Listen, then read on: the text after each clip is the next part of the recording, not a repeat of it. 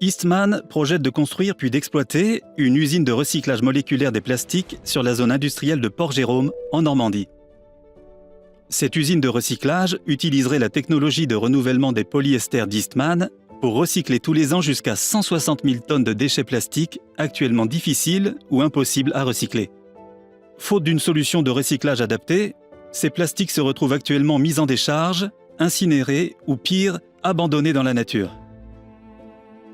La technologie de recyclage moléculaire qu'Eastman utiliserait sur son site de Port-Jérôme permet de prendre ces déchets plastiques pour en faire de nouveaux matériaux recyclés, de qualité identique aux matériaux vierges issus de ressources fossiles. Au sein de l'usine d'Eastman, le processus de recyclage commencera dans l'unité de production numéro 1, celle de pré-traitement des déchets. Cette étape consiste à nettoyer et à découper en petits flocons les déchets entrants.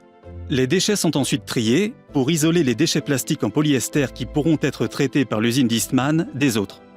Les déchets qui ne pourront pas être traités par Eastman seront redirigés vers d'autres solutions de recyclage ou de valorisation.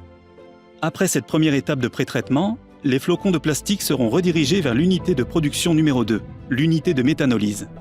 Ils seront décomposés en leurs éléments constitutifs fondamentaux, les monomères, suite à une réaction chimique avec le méthanol. C'est ce qu'on appelle le processus de méthanolyse ou recyclage moléculaire. Outre l'apport en méthanol, cette réaction chimique nécessite également un apport en eau et en énergie. Afin d'assurer l'alimentation suffisante du site en eau industrielle, Eastman s'approvisionnerait auprès de l'usine d'eau industrielle de Norville, qui alimente l'ensemble des acteurs de la zone industrielle de Port-Jérôme. La consommation totale d'eau industrielle de l'usine serait d'environ 450 mètres cubes par heure. Elle serait principalement utilisée pour alimenter les tours de refroidissement de l'usine, mais elle servirait également comme eau de traitement pour les différentes étapes de production de l'usine et pour l'alimentation des chaudières. Pour l'approvisionnement en énergie, Eastman ferait construire et exploiter une usine de production d'énergie dédiée, appelée chaufferie, par un sous-traitant. Celle-ci serait située sur la parcelle d'Eastman et produirait environ 150 MW d'énergie par an. Un système de tuyauterie reliera directement l'usine de production d'énergie aux unités de recyclage des déchets.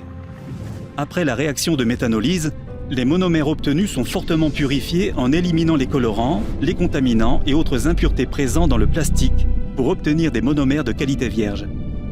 La troisième et dernière étape est celle de la repolymérisation. Les monomères sont réassemblés pour produire de la matière première recyclée de qualité identique à la matière première plastique issue de ressources fossiles. Cette matière première recyclée peut ensuite être utilisée pour créer de nouveaux produits finis en plastique, que l'on retrouve dans la vie de tous les jours. L'usine d'Eastman en Normandie permettrait ainsi d'offrir une véritable perspective de circularité aux plastiques qui n'en ont pas aujourd'hui.